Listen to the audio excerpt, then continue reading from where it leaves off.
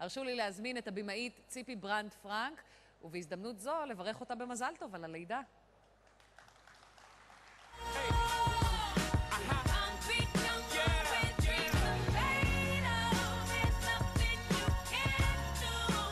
בוקר טוב. למי יש כאן כרטיס אשראי שירים את היד? אני לא רואה את הידיים. למי יש כאן אייפון או סמארטפון או כל מכשיר אחר עם חיבור לרשת, להרים את היד השנייה?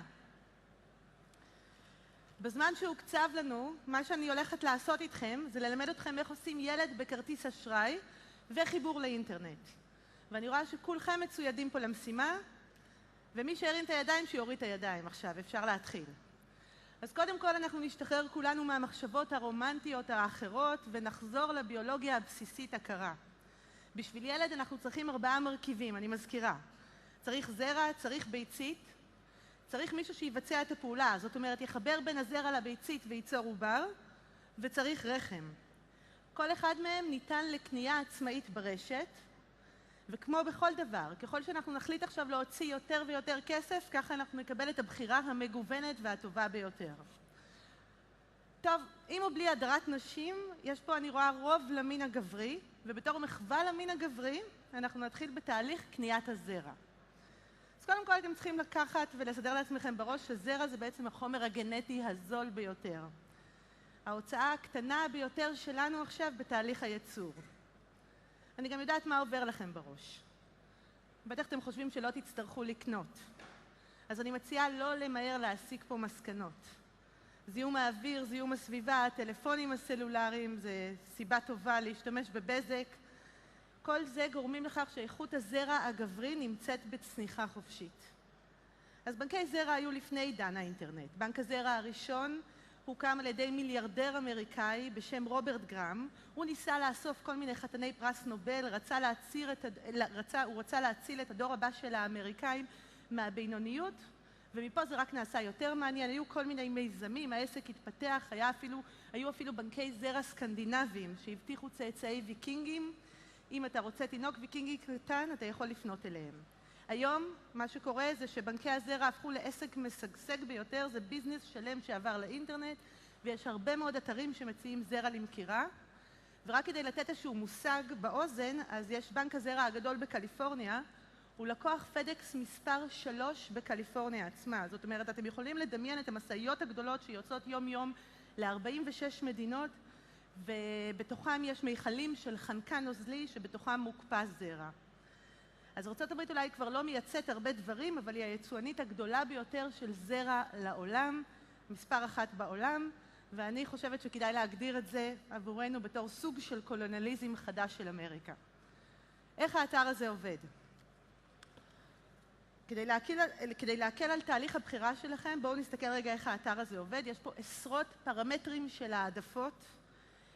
אפשר לבחור את צבע העיניים, כמובן את השיער, את המרחק בין האוזניים, כל מה שתעלו על הדעת בערך פחות או יותר אפשר לבחור פה.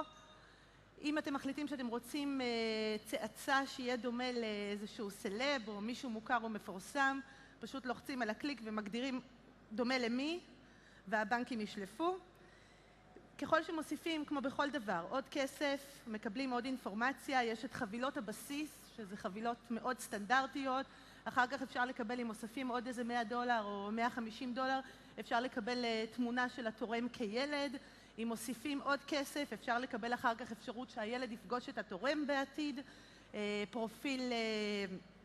פרופיל פלילי של התורם, כל מה שתעלו על הדעת פחות או יותר, החבילות מדורגות לפי מחירים. כמו שאמרתי, נוסיף יותר כסף, נקבל ילד יותר מסוים או יותר ויותר אינפורמציה מסוימת. המשלוחים, הם מגיעים כאמור בפדקס, בחנקן נוזלי, עד לפתח הבית, מה שתזמינו יגיע כעבור שבוע, ומכאן אפשר ללכת לרופא ולעשות את מה שרוצים. הדבר היחידי שצריך להתכונן אליו זה שמדינת ישראל גובה מכס על זרע, אתם צריכים להתכונן לשלם על זה מכס, גם אם שילמתם $200-300, המדינה תתבע כבר את שלה. רק כדי רגע שנסגור את הנושא של הזרע, אז אני רוצה לספר אנקדוטה קטנה שהיה לי את הכבוד להכיר את דניאל מאטלנטה, ג'ורג'יה, שהוא התורם הפופולרי ביותר באמריקה של זרע. הייתי מאוד סקרנית, רציתי לדעת מה הופך אותו להיות כל כך פופולרי. ואז הוא הסביר לי בפשטות שהוא התורם היחידי, שהוא גם בגובה של 6 פוט, הוא גם בלונדיני, גם יש לו עיניים כחולות, והוא גם יהודי. דניאל עד היום עשה סדר גודל של 40 ילדים, התמונות של רובם, הנשים ששולחות נמצאות אצל אמא שלו בסלון, והיא מאוד גאה בשלל הנכדים שיש לה. עברנו לשלב השני בשרשרת שאנחנו צריכים לרכוש, אנחנו עדיין בתחום הזמן, ביצית. ביצית זה המרכיב היותר יקר של החומר הגנטי, והקטלוגים נראים כמו אתרי ג'יי-דייט, אפשר להגיד. אתרי היכרויות, הרבה נשים יפות, מנוהלים על ידי נשים ממולחות. בואו נראה את סוכנת הביציות, איך היא משווקת את הסחורה I'm Lynn שלה. Macklin Fife, Program Administrator for Egg Donation, Inc. We have a large donor database, and we have over 1,500 active donor candidates of different ethnicities. The majority of our donor database are Caucasian donors. Blonde, blue eyes, brown hair, brown eyes. We have an incredible selection of Chinese and Asian donors. We have a great selection of African American. We have Hispanic donors. We also have a very, very good selection of Jewish candidates, which is probably our smallest donor candidate. אז אין צורך בכלל לפגוש את התורמת. אנחנו פשוט שולחים את כרטיס האשראי, בוחרים באתר, כבר הסוכנות תדאג להטיס את התורמת לאן שצריך, לשלוח אותה לרופא שצריך, לשאוב לה את הביציות. אנחנו יכולים את הכל פשוט לקבל עדכון דרך חשבון הג'ימייל שלנו. אז ביציות ללא ספק זה ההוצאה הרבה יותר משמעותית. ביציות של סטודנטיות מאחת מהאוניברסיטאות היוקרה, מהרווארד, מייל, או כל זה יכולה להגיע למחיר של 50 עד 70 אלף דולר.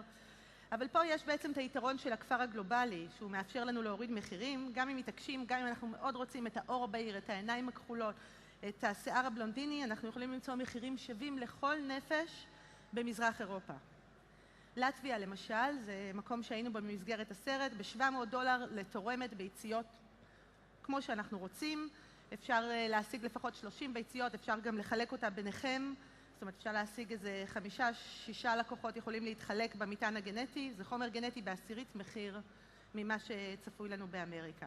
אגב, בגלל זה גם הישראלים מעדיפים את מזרח אירופה. זה הפך להיות יעד מאוד פופולרי של תיירות רפואית. כל בית חולים בארץ שמכבד את עצמו, הדסה, אסותא, לא משנה מי, מחזיק קליניקה פרטית במזרח אירופה, לשם שולחים ישראלים, משם שואבים ביציות, במחירים הרבה יותר אטרקטיביים, וזו גם הפרשייה שהייתה ברומניה לפני מספר חודשים.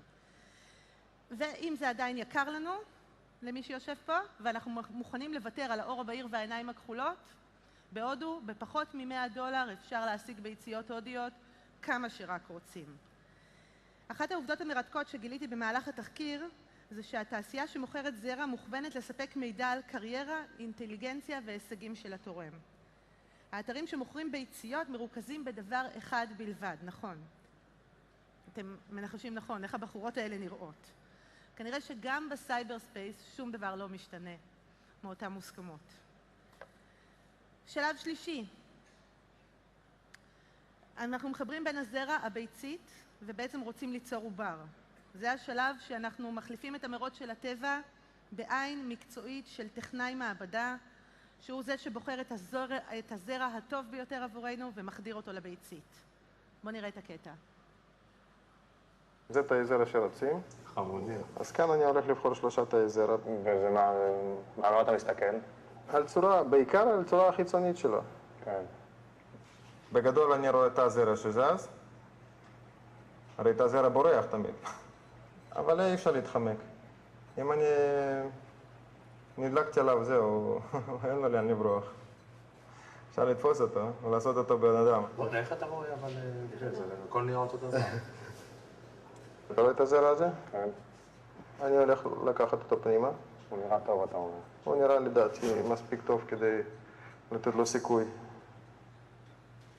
זהו, עכשיו אני תופס את הביצית ובעדינות חודר עם הפיפטה. ובעדינות מעביר את הזרע לתוך ציטופלזמה של ביצית. ובעצם כאן תפקיד שלי מסתיים, כל השאר כבר לא תלוי בי בגדול. לזה אנחנו קוראים היום בעצם ילדי המבחנה, וצריך לזכור שבזמן שהם חיים בצלחת הפטרי, בעצם 3 ימים הם יכולים לחיות בצלחת הפטרי עד שמחזירים אותם חזרה לרחם, אבל לנו כצרכנים נפתח חלון ההזדמנויות גדול מאוד, שכל יום שעובר המדע מספק לנו עוד ועוד נתונים ועוד יותר אפשרויות להתערב. אנחנו כבר יכולים לבחור את מין הילוד בנקודה הזו, ממש יום אחרי היצירה של העובר, וכבר היום אנחנו יכולים לבטל שורה ארוכה של מחלות גנטיות וסוגי סרטנים שונים. מה שבעצם הוביל אותנו אולי למחשבה שהמציאות שאליה אנחנו הולכים עכשיו, שעשיית ילדים בדרך הרומנטית או בדרך המוכרת לנו בכלל, הופכת להיות כמעט בלתי אחראית. זה בטח דעה שנשמעת לכם קצת פרובוקטיבית, אבל דמיינו לעצמכם יום אחד שהילד יחזור מבית הספר, הילד שלכם חוזר מבית הספר ושואל אתכם, אמא, אבא, יכול להיות שהבן של השכן לעולם לא יקבל סרטן ואני עלול ביום מן הימים לחלות? מה תגידו לו אז? שהיה לכם איזה בקבוק יין מצוין? טוב, 3 ימים אחרי צלחת הפטרי אנחנו בחרנו את העובר. אנחנו מחליטים להקפיא אותו או לשלוח אותו לרחם, את השאריות להקפיא. ומה עושים עכשיו? השמיים הם הגבול. אני לא בטוחה שאתם מודעים למציאות הזו, אבל בישראל יש עשרות אלפי, מאות אלפי עוברים קפואים. זה בעצם סוג של חיי נצח. רובם בכלל לא מגיעים לכלל שימוש. זאת אומרת, כחלק... הם נשארים בבתי החולים בארץ, יש מקררים מאוד מאוד גדולים עם מאות אלפי עוברים שמוקפאים בתוכם. הרבה פעמים אתם יכולים גם לראות אצל הפקידה, לצורך העניין, בבית החולים הזה, מתחת לשולחן, ראיתי מיכלי ענק של חנקן נוזלי עם עוברים בתוכם, מרוב שזה הפכה להיות בעיה לאומית אפילו של אחסנה. והמרכיב הרביעי, והוא המרכיב היקר ביותר, הוא מרכיב הרחם. זה השלב היקר שלנו, המדע עדיין לא המציא רחם מכנית.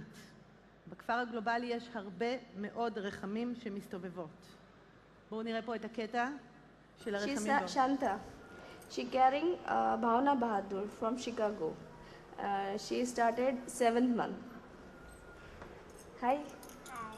Vaishali.